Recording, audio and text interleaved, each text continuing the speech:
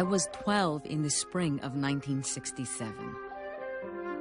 I remember a sense of fear that led to a bonding of all the Jews in Israel. For 3 weeks, we were all kind and loving to one another. My father was a Holocaust survivor who had seen whole Jewish communities decimated by an invading aggressor. I was joyously participating in civil defense chores, digging bomb shelters, taping windows, painting over car headlights. He was preparing himself for the decimation of his people. هل كان أبناء الشعب العربي هم السبب فيما حدث في حرب فلسطين؟ أنا أعرف أن الشعب العربي من كل بلد عربي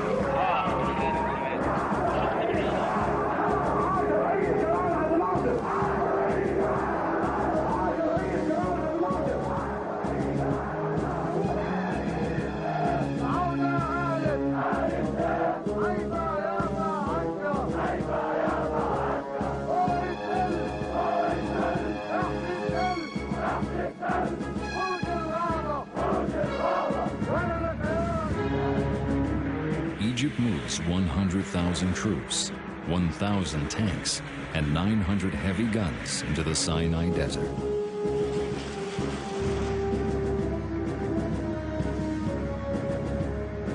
The Egyptian military signs a pact with Syria to the north and Jordan to the east, tightening a noose around Israel's neck. Holocaust scenarios are being discussed openly in the media. After 19 years of an uneasy ceasefire, Israel's enemies are finally going to take up where they left off in 1949. Headlines predict a bloody end. Israeli Defense Department estimates expect at least 10,000 dead in the impending war. Chief Rabbi Gorn sent men to inspect public parks to decide which would be converted to cemeteries after the war. May 23rd. Egypt closed the Straits of Tiran to Israeli shipping, cutting off Israeli ports in Eilat from the rest of the world. The move is officially an act of war.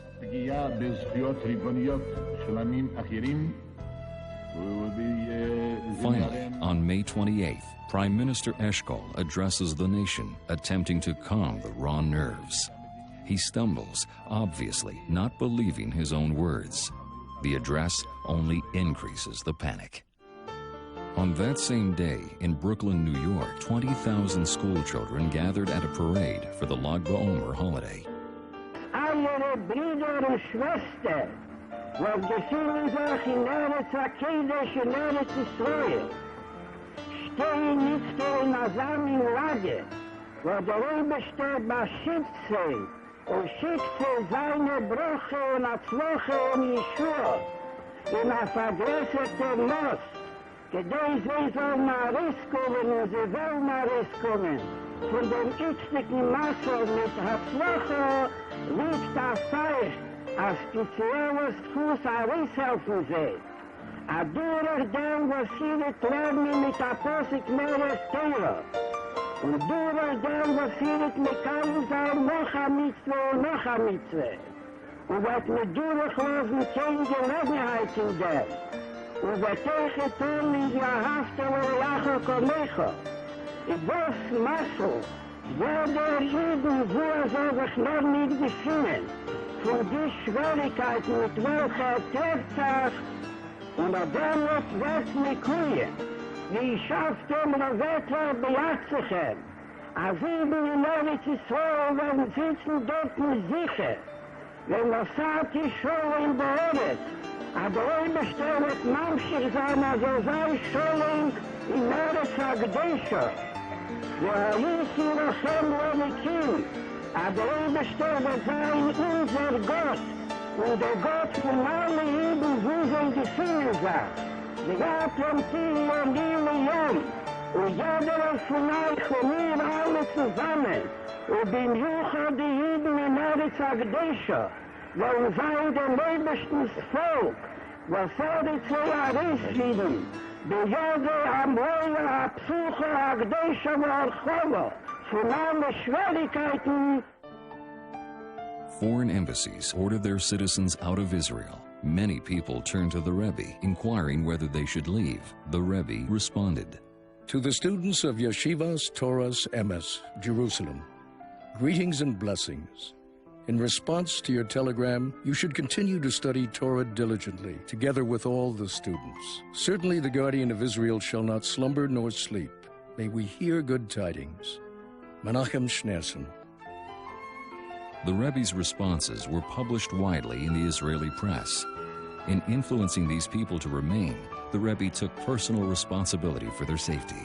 He also, in effect, guaranteed to parents that their children would return home safely.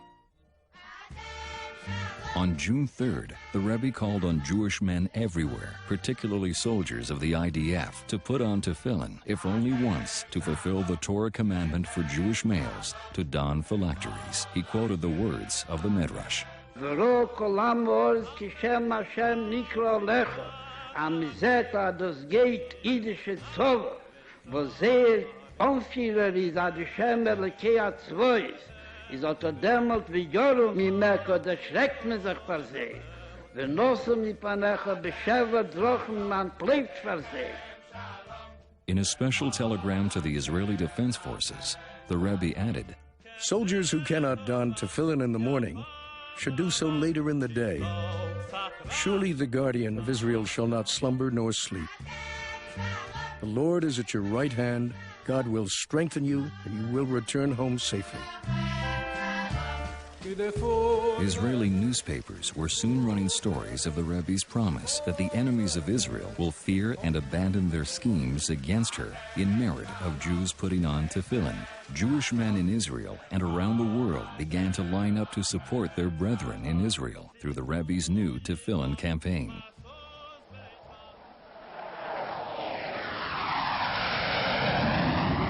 At 7:45 a.m. on June 5, 1967, 183 planes took off from Israeli airfields to attack air bases across Egypt. Within 8 hours, almost the entire Egyptian Air Force would be destroyed.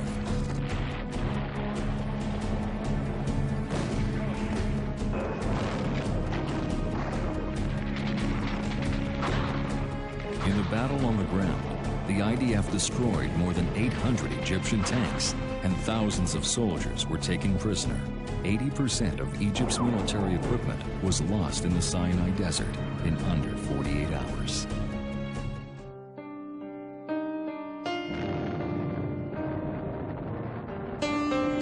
At 9:45 a.m., Jordanian forces in southeast Jerusalem opened artillery fire along the border, and Jordanian troops entered the UN's Jerusalem complex. Israel mounted a strong response. By the morning of June 6th, the IDF Central Command occupied areas around Jenin, the Dotan Valley, and the eastern slopes of Mount Gilboa.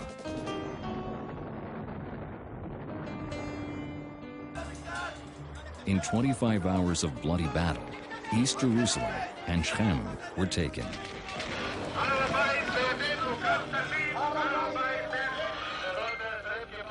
The site of the Holy Temple, including its western wall, was liberated.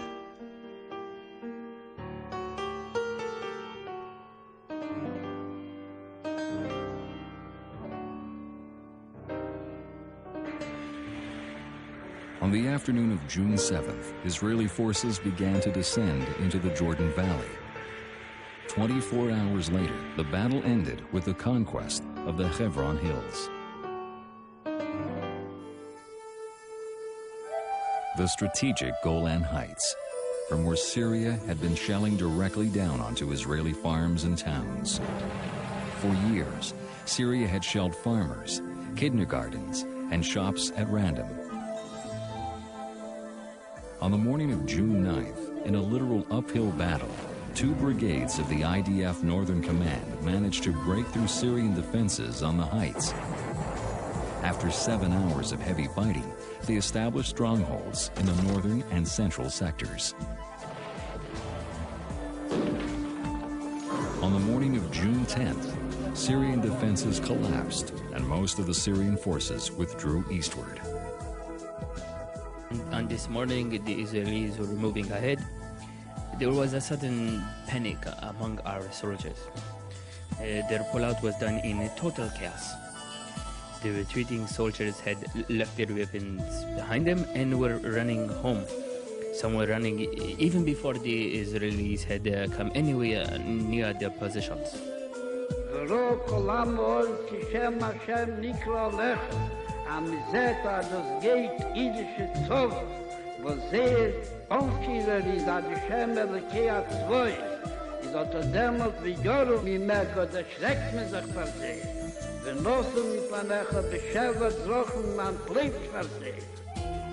At 6 p.m. on June 10th, 6 days after the fighting began, a ceasefire came into effect.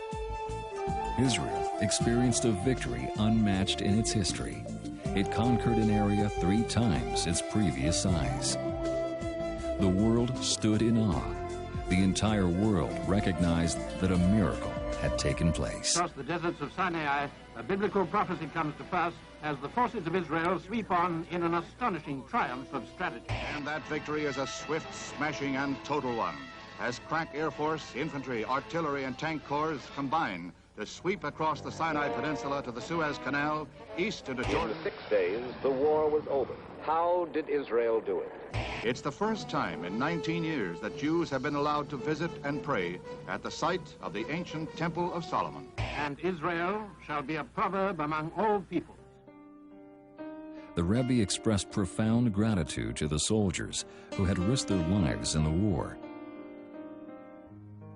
He also termed the war, which was fought in order to save Jewish lives, a war mandated by Jewish law.